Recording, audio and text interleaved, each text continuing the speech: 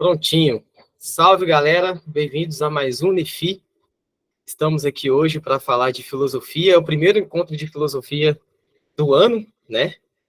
Já com um tema bastante bacana de se falar. Com um filósofo que não é tão conhecido assim, né? Que é o Alberto Magno. Hoje, esse ano,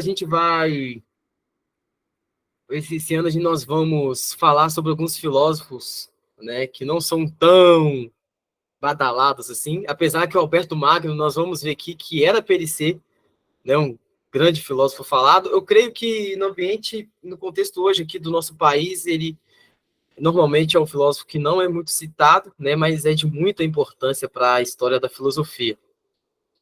Então, nós iremos falar um pouco sobre a distinção entre a filosofia e a teologia em Alberto Magno, né?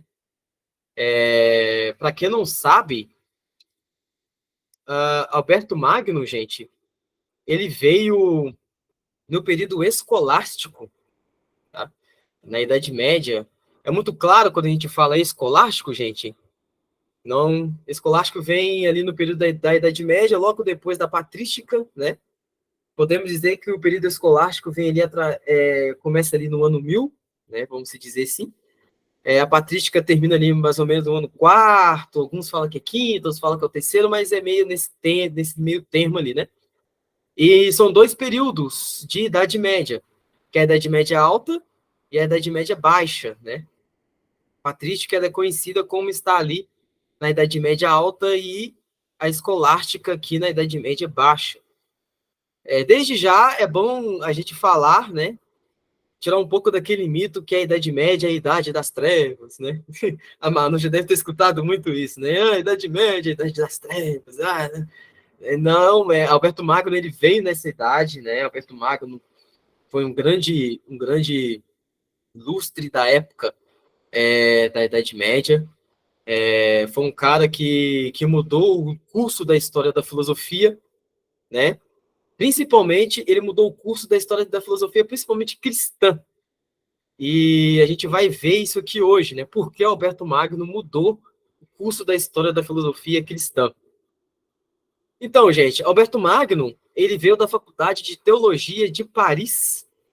Ele foi um dominicano na Faculdade de Paris, né? Ele foi docente em Paris também. E ele era conhecido como o mais ilustre catedrático da Faculdade de Teologia de Paris. As suas obras, o seu pensamento era de grande ênfase, né? Ele era um cara bastante conceituado, um dos maiores pensadores, dos maiores influenciadores que influenciou ali os escolásticos que vieram depois dele. A gente vai ver aqui de quem o Alberto Magno era mestre, né? Alberto Magno era mestre de alguém muito importante para a história do cristianismo e da filosofia, né? Dos dois. Então, o Alberto Magno, ele era teólogo, filósofo, cientista, e pela, né, a roupa dele aí, ele era bispo, né? Creio eu que o pessoal deve ter falado assim, ué, que tipo de papo é esse? Alberto Magno era bispo, né? Ele veio antes da Reforma Protestante, tá? Alberto Magno, ele veio aí mais ou menos no ano de 1193, né? Não é consenso, viu, gente? Não é consenso, mas ele veio mais ou menos nesse ano aí. Ele foi docente, como diz, em Paris, professor em Paris, em 1245 a 1248. Ele foi bispo também, como eu disse, e foi um homem de grande ênfase, tá? E ele morreu aí em uma colônia onde ele mesmo estabeleceu em 1280. Grande Alberto Magno. Alberto Magno, ele influenciou todo o pensamento escolástico da época, tá? E não só o pensamento escolástico. O Alberto Magno, ele era cientista. Às vezes as pessoas pensam que na época da Idade Média não existiam cientistas, mas existiam cientistas. E Alberto Magno era um desses cientistas. Um grande homem, um grande cientista. Tinha suas limitações, como todo homem medieval tem, né? é um pouco de anacronismo a gente colocar o que a gente sabe hoje, né, em Alberto Magno. Alberto Magno não sabia de teoria da relatividade, não estava muito na época do Alberto Magno, mas para sua época ele foi um grande cientista, foi um grande estudioso da ciência. E ele escreveu obras também científicas. Quem quiser pesquisar, podem pesquisar aí. Eu não sei se está em português, deve ter em inglês ou em latim, quem quiser arriscar no latim, deve ter em português ou em latim. Obras como sobre os vegetais, sobre os animais, né? E Alberto Magno, ele teve uma influência muito grande de um certo filósofo. Ele teve uma influência muito grande de Aristóteles. Aristóteles influenciou bastante o Alberto Magno, principalmente na sua filosofia e no seu modo de ver a vida. E o Alberto Magno, ele foi o responsável por trazer Aristóteles para o cristianismo. Ele foi um dos responsáveis e um dos pioneiros a trazer o pensamento aristotélico para o cristianismo. Se a gente lembrar um pouquinho antes aí da idade escolástica, o período patrístico era o período onde a filosofia platônica e neoplatônica estava imperando, né? Era muito presente. O Plotino ali, Plotino que influenciou Agostinho, temos Justino, Tertuliano, e Aristóteles, ele era um pensador que não era muito bem visto no mundo ocidental. E através de Alberto Magno, Aristóteles ele foi como vou dizer a palavra, ele foi colocado dentro aí do pensamento cristão através de Alberto Magno. E a gente vai ver que isso mais para frente, lá na Reforma, vai dar muita treta, né?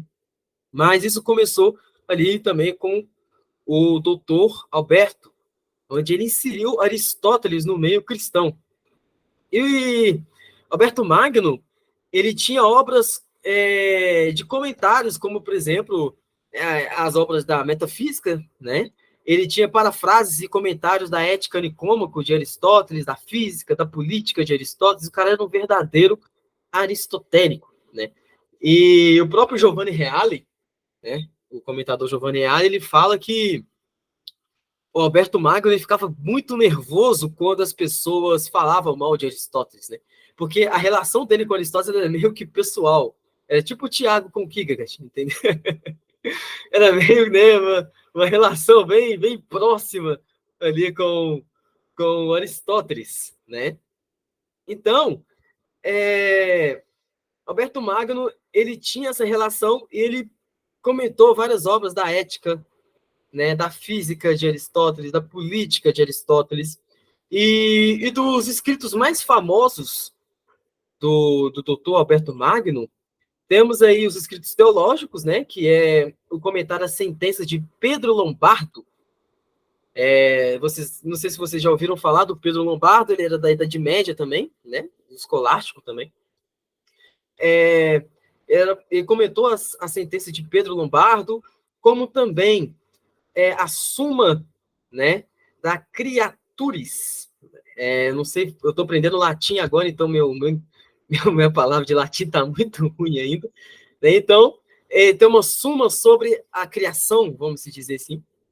Era uma das obras principais aí do Alberto Magno. E ele tinha muita influência na metafísica, na física e na psicologia. E o Alberto Magno, ele postulou o conhecimento do cristianismo como conhecimento duplo. Como eu disse, ele era um grande admirador de Aristóteles. Ele foi o responsável por transmitir o aristotelismo no pensamento cristão, né? E para quem não sabe, a grande surpresa, né, é que Alberto Magno ele foi o mestre de São Tomás de Aquino. Ele foi o grande mestre de São Tomás de Aquino. E hoje em dia São Tomás é até mais falado que o próprio Alberto, né? Mas Alberto ele foi o grande mentor, o grande orientador de São Tomás de Aquino. E os escritos de Alberto com certeza influenciaram aí o seu discípulo.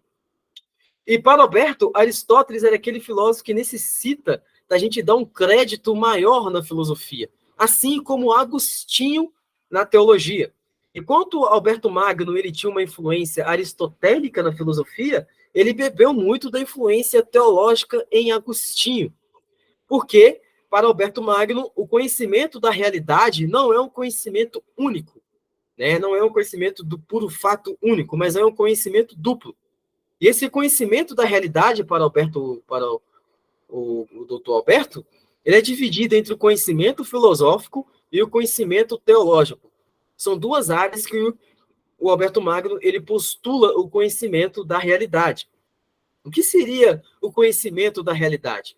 Esse conhecimento da realidade seria o conhecimento das coisas, seria o conhecimento de Deus, seria o conhecimento do homem, seria o conhecimento do aspecto sensível, do aspecto inteligível, de tudo. Né? O conhecimento de tudo aquilo que compõe a realidade para Alberto Magno era dois: o conhecimento filosófico e o conhecimento teológico.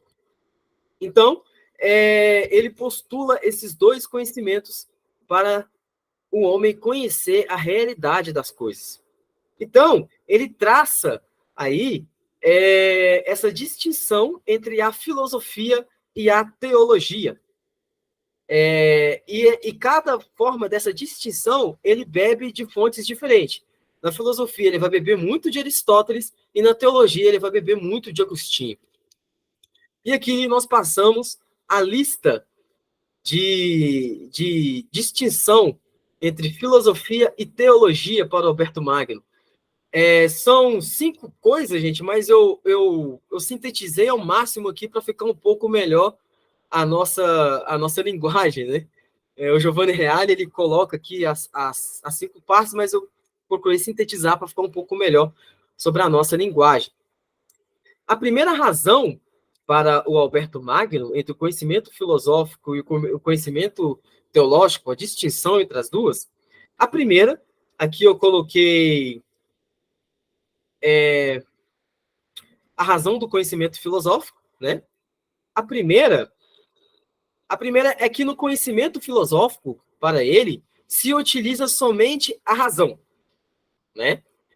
Isso bebe muito ali de Aristóteles e dos próprios gregos, como Platão, né? O conhecimento filosófico se utiliza muito da razão. Para Platão, você vai conhecer as realidades inteligíveis e tais através do intelecto. Para Aristóteles, você vai conhecer as causas, você conhecer a verdade, né? Então, o conhecimento filosófico se utiliza muito da razão. Ao passo que a fé, como coloquei aí embaixo, a fé ela vai além da razão. A fé, para Alberto Magno, é algo que não se utiliza muito. Ela tem ela é correlacionada com a razão, mas a fé ela vai além da razão. E a outra é que a filosofia ela parte de premissas que devem ser conhecidas por si mesmas. Ou seja, a filosofia ela parte para Alberto Magno, ela parte de uma coisa imediatamente evidentes, tá? Ao passo que na fé tudo reflui sobre a razão, abrindo, vamos dizer, perspectivas de outro mundo, de coisas que seriam impensáveis, né? Então, a fé, ela é uma premissa que deve ser, é uma premissa que é conhecida imediatamente através de coisas evidentes, através da experiência, através do seu porquê, através também, dependendo da escola filosófica, através de dados empíricos. Porém, a fé, ela reflui sobre a razão, ela abre uma perspectiva de outro mundo, né, de coisas que são impensáveis do ser humano, a não ser que sejam iluminadas por Deus. Essa é a postulação de Alberto Magno sobre isso. A filosofia também, ela parte de coisas criadas, ou seja, tudo aquilo que é criado, a filosofia, ela pode partir sobre isso, ela pode falar sobre isso. Enquanto a teologia, enquanto a fé, ela parte do Deus revelante, né? É o Deus que se revela para o homem. Vamos dizer, não é o homem que busca mais as coisas criadas, mas é um Deus que se revela para o homem. Essa é um pouco da distinção entre eles fazem. Tem até aquela famosa distinção, né? Que alguns fazem, que os gregos, eles chegaram como vou dizer, os gregos, eles tiveram uma experiência das coisas criadas a partir da virtude, do intelecto, etc. Porém, os cristãos, eles tiveram a iluminação divina. O próprio Clemente de Alexandria, que é muito polêmico isso que ele fala isso, né? Que assim como Moisés foi para o judeu, foi para os hebreus, Platão, Aristóteles, etc., foi para os gregos. É muita doideira a gente pensar sobre isso, né? Quem discorde, quem concorde, eu fico em cima do muro. Não vou entrar nessa laia aí, não. Então, a fé, ela parte de um Deus revelante, como diz Paulo, né? A fé vem pelo ouvir e ouvir a palavra de Deus. E a razão nos diz, a razão não nos diz o que é Deus, tá? Alguns discordam, mas Alberto Magno vai dizer que a razão não nos diz o que é Deus, mas a fé diz o que é Deus, dentro de certos limites. Alguns vão discordar, alguns vão falar que a razão pode sim ter o conhecimento sobre Deus, outros não vão concordar. É algo polêmico também na história da filosofia. E também a filosofia, ela parte de um procedimento puramente teorético. Ao passo, né, que a fé, ela comporta de um processo afetivo, né, através do intelecto. Como, por exemplo, a existência de um homem que vive através do amor de Deus. Não é puramente algo teorético, né? Então, Alberto Magno, ele postula todas essas diferenças entre a teologia e a filosofia. E ele expõe também o conceito da psicologia. A psicologia, quando a gente fala de psicologia na Idade Média e na Idade Antiga, a gente não está falando de psicologia no termo moderno, viu, gente? Quando a gente fala de psicologia antiga, medieval, etc., nós estamos falando da psique, né, da psique humana, da alma, tá? Então, ele expõe o conhecimento da psique humana, do conhecimento da psicologia. A psique humana, querendo ou não, era o começo ali da psicologia, né? E ele puxa muito a psicologia humana em Aristóteles. Como eu disse, né? A fonte filosófica que ele bebe é Aristóteles. Quando ele expõe o seu pensamento, ele expõe o seu pensamento baseado em Aristóteles. E, ao mesmo tempo, ele compartilha do conhecimento teológico de Agostinho. E o conhecimento da psicologia dele, por exemplo, em Agostinho, é a imagem trinitária de Agostinho da alma humana, né? Aquela parte 3 da alma humana e etc. A gente vai falar isso nos próximos Nefi. No campo, por exemplo, da teologia, alguns historiadores até fica meio complicado dessas distinções do Alberto Magno, mas alguns entenderam que ele faz essas ambas doutrinas em terrenos diferentes, no terreno da filosofia e no terreno da teologia. E sobre a teologia, por exemplo, ele cita um exemplo que o mistério da Santíssima Trindade, para ele, é incognoscível para a filosofia. A filosofia não vai conseguir entender o mistério da Santíssima Trindade. Enquanto que no passo da teologia, ele segue nos passos de Agostinho. Ele fala que através de Agostinho, a Santíssima Trindade é interpretável, né? Vamos se dizer assim. E como eu disse aqui no telão, as coisas teológicas não se conjugam com as coisas filosóficas para Alberto Magno, no passo que a teologia se baseia na revelação e na inspiração, e não na razão. É algo, como disse, bem polêmico, que vai ter uns que concordam e vai ter outros que discordam. Então, gente, esse é um pouquinho do Alberto Magno. São muitas coisas, né? Muitas coisas dele, muitas coisas que Alberto Magno postulou, comentou. A gente trouxe aqui um pouquinho dessa distinção. Não sei se vocês perceberam, mas ele é um filósofo um pouco complexo para entender, como todo filósofo medieval é muito complexo para entender, mas a gente sintetizou muito bem aqui um pouco da filosofia do Alberto. Gente, vocês querem comentar alguma coisa? A gente sempre abre esse espacinho né? Se caso vocês quiserem comentar alguma coisa, alguma dúvida, se vocês já leram Alberto Magno, já viu alguma coisa, podem comentar, podem ficar à vontade. Depois a gente parte aí para algumas perguntinhas aí, beleza?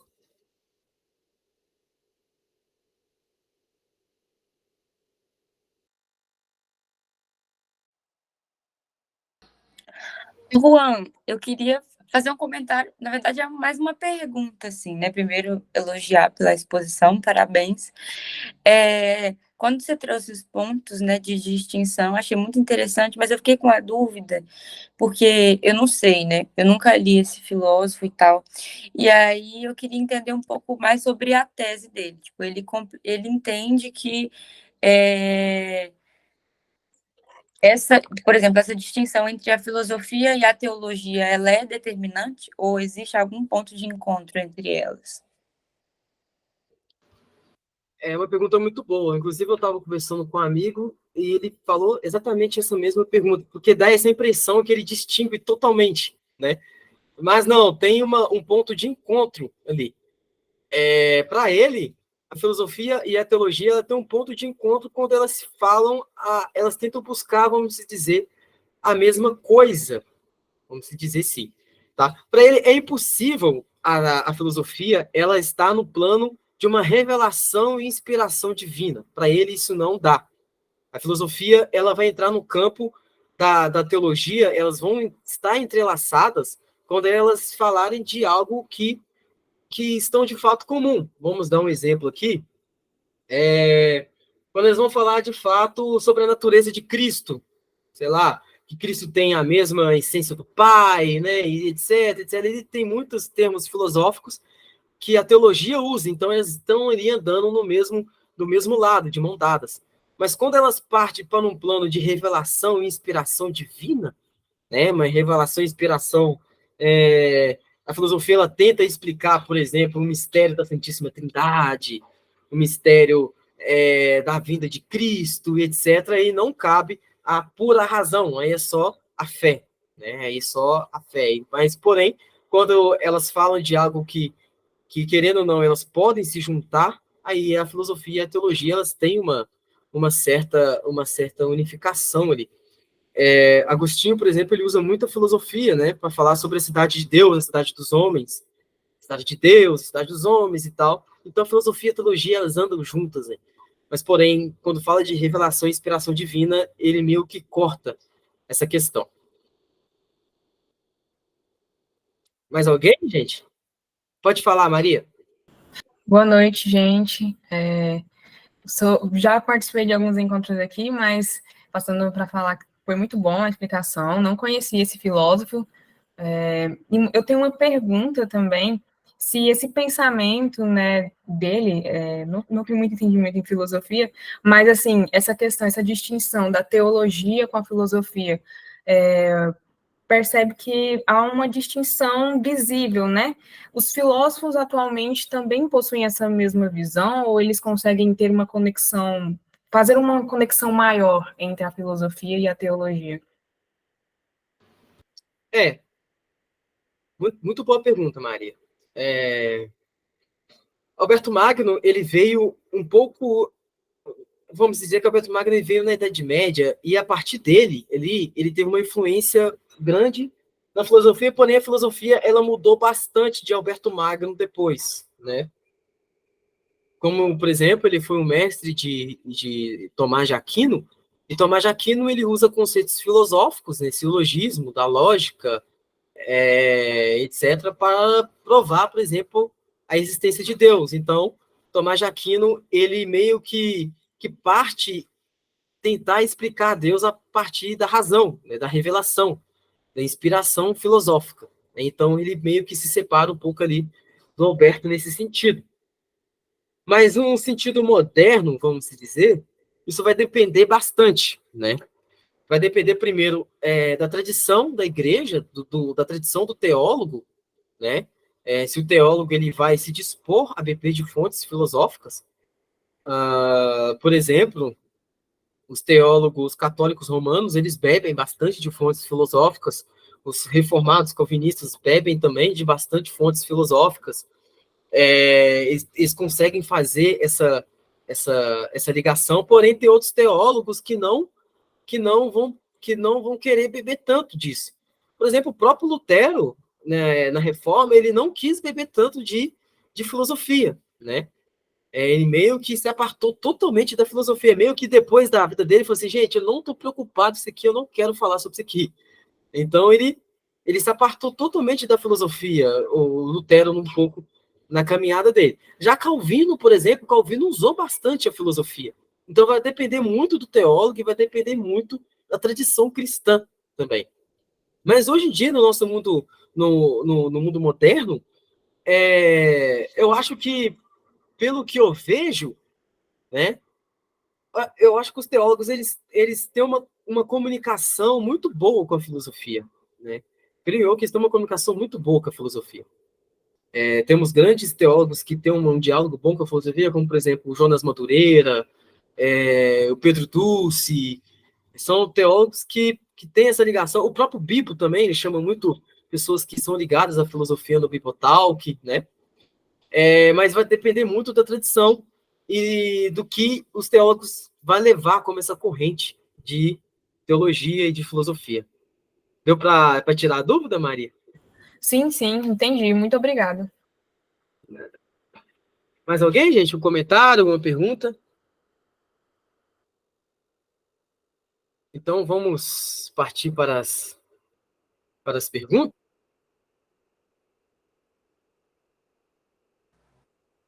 Juan, seu microfone está mutado. Caí, eu não acredito. Ok, então vamos partir para as perguntas. A primeira pergunta, gente, ela já está de praxe já. Acho que você já deve tá careca de ver sobre essa pergunta. A gente fica até meio assim de perguntar, mas tem que fazer, né? Se falou esse tema, a gente tem que perguntar ela. Razão e fé, elas são conciliáveis? O que vocês acham? Dá para trazer razão e a fé juntas? O que vocês acham? Eu acho que existe um diálogo, né? Mas elas não são completamente conciliáveis. Quando a gente fala, não sei, né, a respeito das coisas que a gente consegue ver, são palpáveis, discutir, ok, né? Talvez do mundo material, vamos dizer assim, mas aquilo que excede a isso, é muito difícil a gente falar que essa discussão está sendo puramente filosófica, né? Ela transcende um pouco não, totalmente a razão, a própria ideia de ser cristão, de pensar em Deus, um ser superior, onipotente, onipresente, onisciente, isso aí já foge da razão. Chega um ponto que você crê nas coisas, né? São conhecimentos que você aprende por meio da fé. Então, eu acredito que a razão, ela te auxilia, talvez, a problematizar algumas questões, a construir um pensamento, ou entender doutrinas, por exemplo, mas existem mistérios, né, que somente a fé te possibilita compreender, e mesmo assim também não é uma compreensão total, né? Porque, enfim, acho que são coisas que são maiores do que nós. Então, eu acho que tem que sim, mas que tem um limite. Eu também, assim, concordo com a fala, mas eu vejo também que a fé e a razão é algo muito pessoal, né? Assim, algo muito pessoal. Mas eu acho que quando às vezes as pessoas têm esse embate com a razão, de questionamentos mesmo, né? Pode ser que a razão possa extrapolar um pouco. Eu não sei se é uma fala correta, mas eu vejo assim que elas podem andar juntas, mas com aquela questão do equilíbrio, né? Eu vejo dessa forma. Perfeito, perfeito. Eu também penso mais ou menos desse jeito, né? Também penso assim. A razão ela é muito importante, né? Mas ela não pode exceder a fé no conhecimento de Deus, né? Isso é muito importante para a gente entender sobre essa questão entre razão e fé, que é muito passageiro, né? Essa pergunta, mas ela sempre volta hoje em dia, né? Sempre tem alguma pessoa falando, mais razão e fé, mais razão e fé. Isso é uma coisa antiga. Lá os medievais eles já tentavam postular essa questão de razão e fé, né? Tiago, você quer enfrentar a primeira pergunta, meu amigo? Qual que é a primeira pergunta? É aquela pergunta praxis, mano. Com certeza você já escutou, você deve escutar todo dia, todo mês, toda hora. Razão e fé, elas são conciliáveis?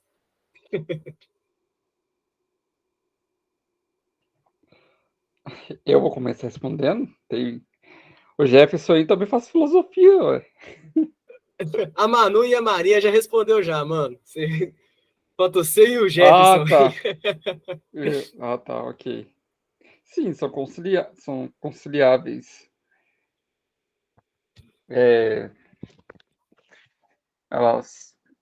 A razão, ela tem limites, né? A razão humana.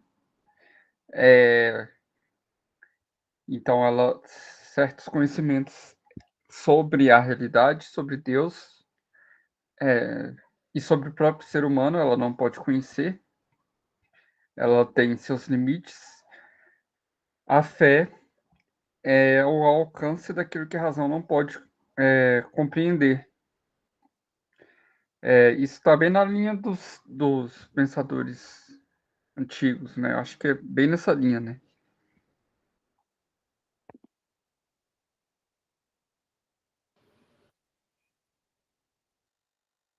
Tranquilo, Jefferson. Pode ficar de boa. Gente, na Idade Média tinha uma questão bastante polêmica, que inclusive é polêmica hoje no meio acadêmico e filosofia. Principalmente nos estudos da filosofia medieval, né? A pergunta pode parecer um pouco estranha, mas ela é estranha, na verdade, né? É possível. São Tomás de Aquino ele tenta falar sobre isso, inclusive nesse livrinho aqui. Eu comecei a ler ele, mas ele é muito difícil, então acho que vou demorar uns anos para ler ele. Eu indico para vocês, que é O Poder de Deus em Santo Tomás de Aquino. É muito difícil, vou demorar uns 3 anos para entender o primeiro conceito dele, mas eu indico para vocês aí. Ele fala o seguinte: é possível conhecer Deus em sua essência através da razão ou da fé? A reação da Manu fala exatamente a reação de todo mundo. Em sua essência, gente, Deus em forma plena, através da razão, da fé, seja o que for. Ou é impossível conhecer? A gente só vai conhecer quando nós estiver lá no céu com Ele, se Ele quiser mostrar pra gente. Mano, tem várias perguntas aí para responder dentro disso daí. Primeiro que eu diria que não, mas vamos lá. Agora a questão tem 3 perguntas para responder. O que é razão, o que é fé e o que é conhecer. Para responder isso aí, para saber, porque entender, né, a essência de Deus é Deus como ele é em sua inteireza. E aí eu não posso nem definir a essência de Deus, já começa o problema aí. Eu só posso conhecer daquilo que ele se revela ou nos limites da razão natural, né? Acreditando aí na possibilidade de uma teologia natural. Agora, tem essa pergunta, né? O que seria conhecer? Porque o conhecimento da fé e o conhecimento da razão são conhecimentos diferentes e modos de relação de conhecimento diferentes, né?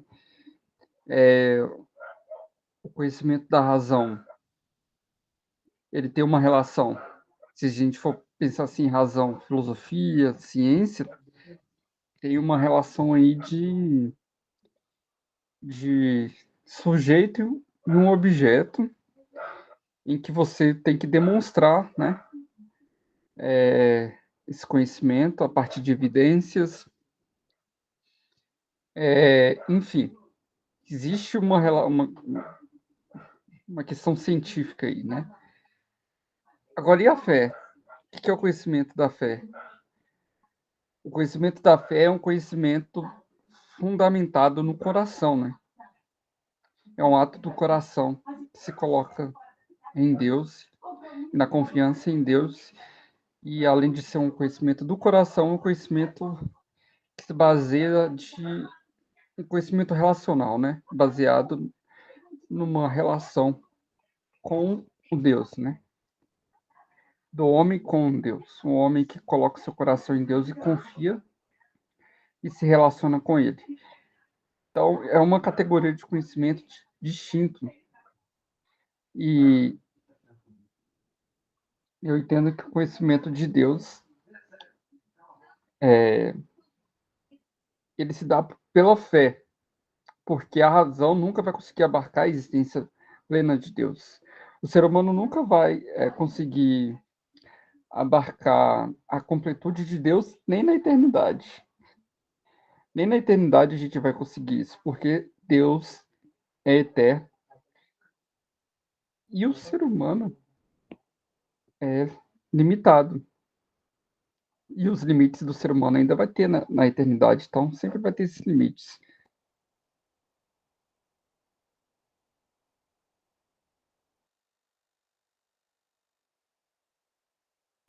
E, gente, mais alguém quer arriscar?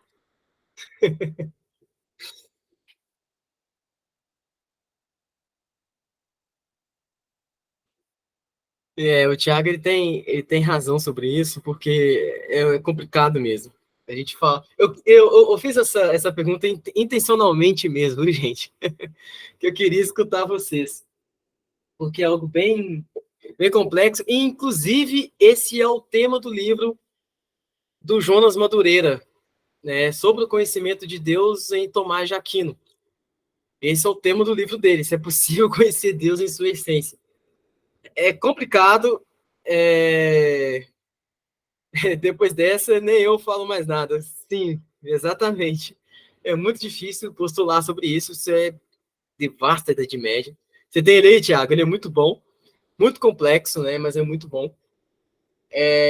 O qual o Jonas Madureira vai tentar falar sobre isso a partir de Tomás de Aquino, né? Por isso que a leitura da Idade Média, às vezes, ela filosófica, ela é um pouco densa, né? Um pouco difícil, por causa dessa complexidade. Inclusive, não só São Tomás, né? Como o próprio Duns Scoto também postula sobre isso, são vários que falam sobre isso. Enfim, gente, mais alguma coisa? Nós vamos passar para a próxima pergunta aqui. A próxima pergunta vai ser um pouco mais light, eu acho. Uma fé, ela precisa necessariamente ser racional? Ou uma fé, ela pode não ser racional, vamos dizer? Porque Agostinho, ele fala, né? Eu creio para entender e entendo para crer, né? Mas será que uma fé, ela precisa necessariamente ser racional? O que vocês acham?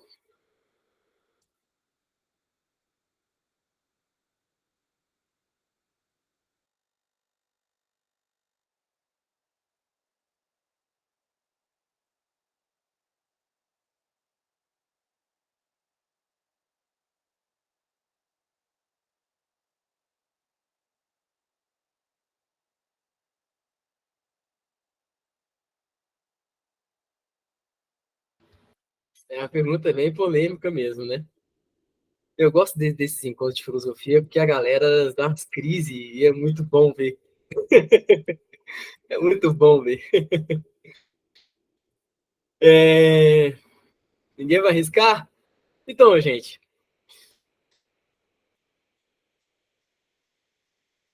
eu vou passar para o Lincoln, que ele vai acabar de entrar aqui, eu vou passar a bola para ele.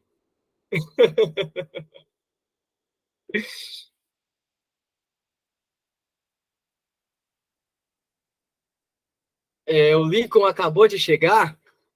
Será, gente, que a gente passa a bola quente para o Lincoln ou vocês vai passar o pano para ele? Fala, meu Não amigo. faça isso, por favor. Entrei aqui Fala, meu rapidinho para ver amigo. como é que tá tudo aí. Tá tudo bem? Tudo tranquilo. Tudo bem, é um pouco complicado, porque tá todo mundo aí tirando um foguinho na cabeça e nada bem. Normal, mano, normal. Isso aí é. Todo encontro é assim. Mas aí, a pergunta que eu fiz pra galera foi o seguinte: a fé, ela precisa necessariamente ser racional, gente? Ela precisa ser racional? A causa da fé, ela é racional? Aí já vai duas perguntas, né? Ela precisa ser racional porque quando a gente fala de fé, o Tiago ele até falou sobre definir o que é fé, mas quando a gente fala de fé, a fé é algo muito intrínseco do ser humano, né? Porém, Paulo, eu até falei isso hoje, ele fala que a fé vem pelo ouvir, e ouvir a palavra de Deus. A partir do momento que você ouve a palavra de Deus e sugere fé em você, você tem que entender o que você escutou, né? Entendo eu que aí tem resquícios de razão. Não sei, né? A razão, ela, ela pode ser postulada aí também. Ou também, você pode dizer que a fé ela não precisa da razão. A fé ela é totalmente independente, né? Aquele que viu, aquele que não viu, aquele que não entendeu, ele pode ter fé, etc. Ok. Mas será que a fé ela precisa dessa questão racional no homem? Porque eu entendo eu que aqui entra várias problemáticas, né? Por exemplo, a gente pode pegar uma pessoa, sei lá, que tem deficiência, né, que não consegue ter um estímulo racional e faz, essa pessoa não tem razão, então não pode ter fé. Tá vendo onde isso pode chegar? Complicado, né, gente? Alguém vai arriscar ou vai ficar no alto para vocês pensarem durante a noite?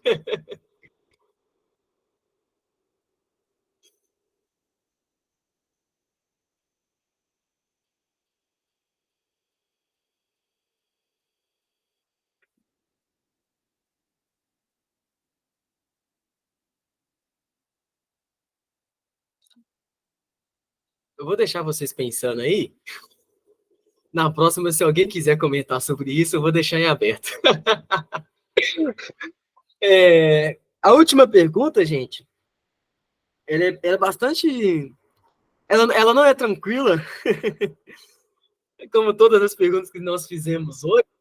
É porque quando a gente fala de Alberto Magno, não tem como a gente. Pode falar, Lincoln.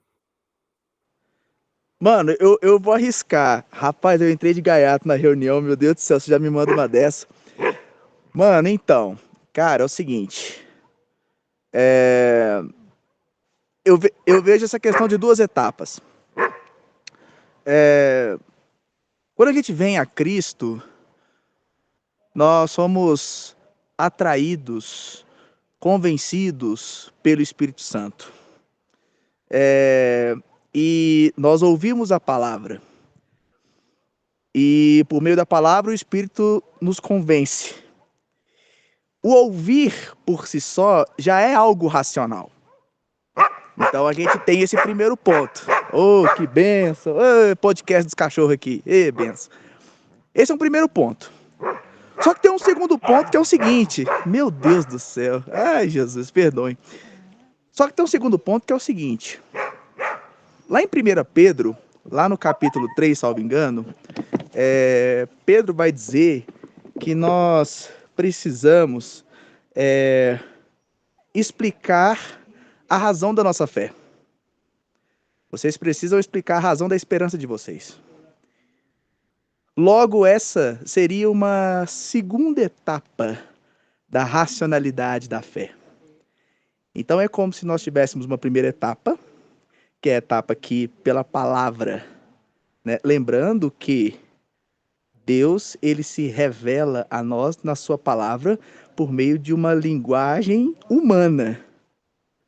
Uma linguagem que é cognoscível a nós, certo?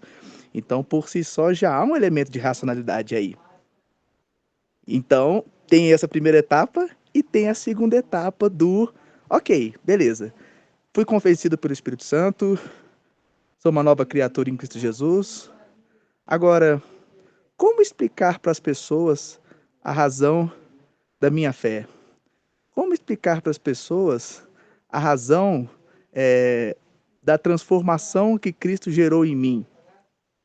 Como explicar o que Cristo representa a ponto de causar uma transformação tamanha que essa transformação ela é visível a todos que estão à minha volta? Percebe? Então eu acho que a fé, ela sim, ela tem o seu elemento racional a partir dessas duas etapas. Enfim, né? Mais ou menos isso.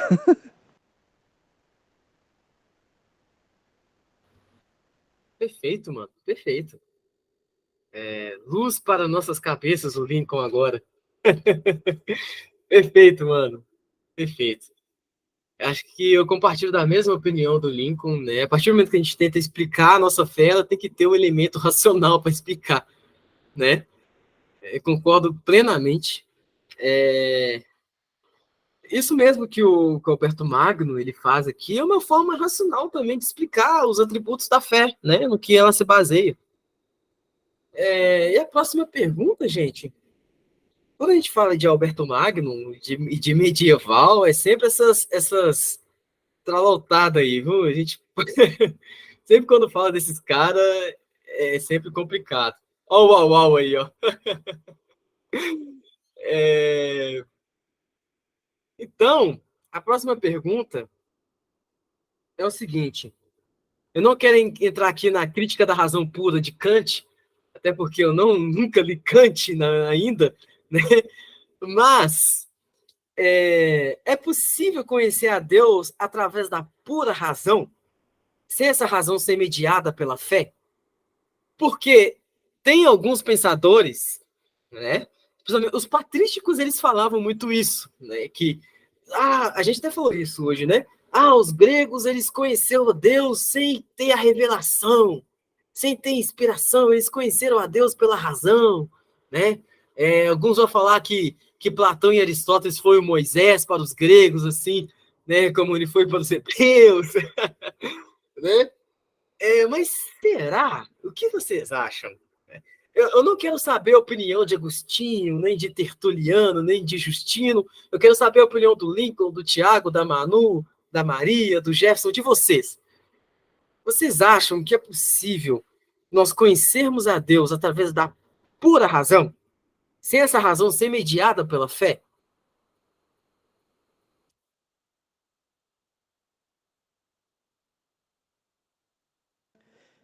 Mano, eu penso que não, porque a fé, ela não se trata de um conhecimento que você pode acessá-lo por meio da razão. Não se trata disso. Eu penso que uma coisa é você adquirir conhecimento sobre algo, estudando, se debruçando sobre o objeto investigado ali. Outra coisa é você ter uma experiência pessoal com Jesus. Porque aí não se trata de algo racional ou puramente racional. Se trata de uma experiência pessoal, entende? Então, por essa razão, eu creio que nós não conseguimos, sei lá, acho que ter fé, né, pelo que você está falando, enfim, utilizando apenas a razão, assim, friamente falando. É preciso algo a mais. É a mesma coisa, por exemplo, uma coisa é alguém pegar a Bíblia e ler a Bíblia como uma literatura qualquer, um livro qualquer. Outra coisa é você, guiado pelo Espírito Santo, você ler a Bíblia. aquilo que você extrair da Bíblia, aquilo que você vai extrair da Bíblia é completamente diferente. Entende? Então, sei lá, eu penso que por si só, não, eu acho que precisa realmente do Espírito Santo ali, mas volto a dizer, a razão, ela é importante, ela é muito importante, e eu acho que sim, o Espírito Santo, ele pode, eu falei na resposta anterior, né, que das duas fases da racionalidade na fé, mas eu acho que para além da racionalidade, há esse aspecto, sem dúvida, sobrenatural, único do Espírito Santo.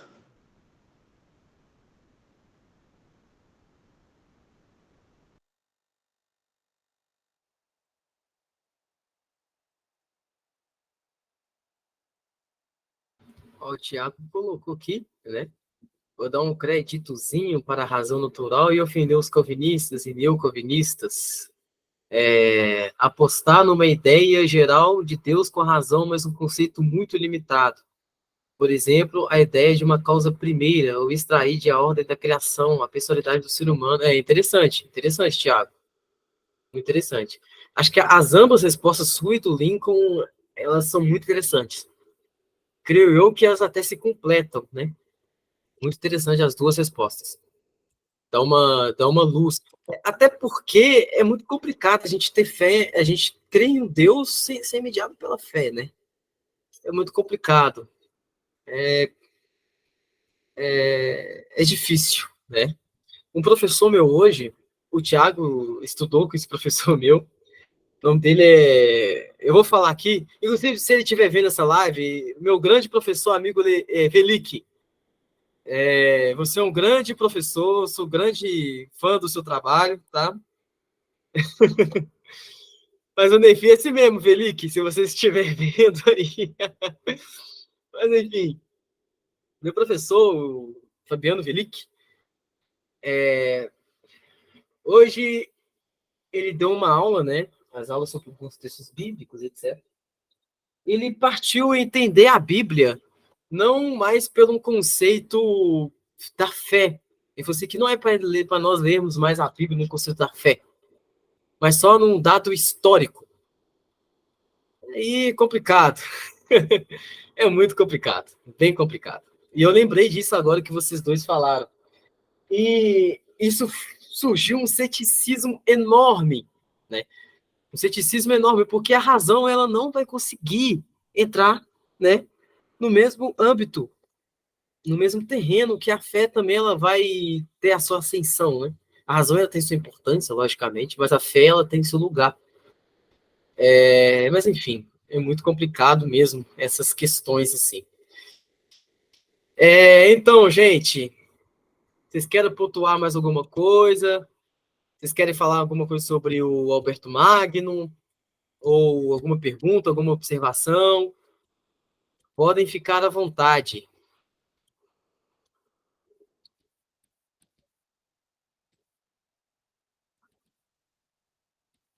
Ou também, gente, se vocês quiserem dar alguma dica também para a próxima Unefi também sobre essa questão, pode também ficar à vontade, totalmente aberto também. Então, ok. Passarei a noite refletindo. Boa. Essa é a intenção nossa. Passar a noite refletindo. Ok, então, gente. Mas antes eu vou passar para vocês. Eu tive uma corrigida de um professor de filosofia, me corrigiu, e a correção dele foi muito válida, de mostrar as fontes que a gente fala. Tudo que a gente for falar de filosofia, nós temos que mostrar as fontes, né? Da onde que a gente tirou isso, para não ficar algo muito jogado. A primeira fonte que eu usei foi do Giovanni Reale, né? Ele fala sobre o Alberto Magno, e outra foi as obras do Alberto Magno, né? As obras citadas aqui. Porque se vocês tiverem alguma dúvida, algumas coisas, podem me chamar no privado, que a gente disponibiliza, ou pode chamar a gente no grupo lá, né? O Thiago, o Lincoln também, os coordenadores, todo mundo vai disponibilizar para vocês material de filosofia, teologia, etc. Mas a fonte que eu usei foi o Reale e algumas obras do Alberto Magno, que a gente citou aqui hoje. Se caso vocês quiserem conhecer mais o filósofo, infelizmente, na nossa língua não tem muita coisa em português, mas eu indico vocês, deve ter um artigo, alguma coisa assim, que fala um pouco mais ali sobre forma sistemática. Ele é realmente um filósofo bastante complexo de se entender, como todo filósofo medieval, é muito difícil de se entender. Mas é isso aí, gente. Muito obrigado por vocês estarem aqui mais uma noite. Obrigado pela paciência. Sabemos que são assuntos densos, complicados, né? Mas estamos aqui para pensar, para refletir, para aprender, né? Então, muito obrigado. Espero vocês aí no próximo mês de filosofia, em março, né? Para a gente falar mais sobre filosofia. Lincoln, meu amigo, você quer falar mais alguma coisa? Quer dar um encerramento? Não, mano, tá, cara, perfeito. Depois eu vou assistir na íntegra no YouTube. Tô fora de casa, tô em viagem aqui, mas, mano, é isso aí. Semana que vem nós temos reunião do Nefi, tá? Na segunda-feira nós temos reunião de História e Cristianismo com a Manu. Na quarta-feira nós temos nossa palestra com o Igor Miguel no Nefi. Então não percam, tá bom? E, claro, gente, fiquem ligados aí na agenda do Nefi, né? Se você ainda não segue o Nefi no Instagram, siga a gente lá, @Nefi Estudos. E se você ainda não se inscreveu no nosso canal no YouTube, se inscreva. Núcleo de Estudos Fé Inteligente. Todas as nossas reuniões são gravadas e disponibilizadas lá para a galera poder assistir depois, na íntegra, tá bom? É isso aí, mano. Come together. Vamos lá, vamos embora que tem muita coisa bacana aí pro Nefi em 2024. É nóis. É nóis, pessoal. Obrigado, mano. Semana que vem o Nefi, a agenda vai estar daquele jeito, então. Vamos preparando o coração, né? Segunda-feira nós já vai abrir com a Manu, né? Depois já vai ter o Igor Miguel também, já, né? Todo mundo com o coração a mil já. Essa semana bem agitada por Nefi, então vamos ficar dentro aí. É isso aí, pessoal. Muito obrigado por todo mundo estar aqui. Lincoln, Maria, Jefferson, a Manu e o Thiago que teve aí. Muito obrigado, pessoal. Boa noite e até a próxima.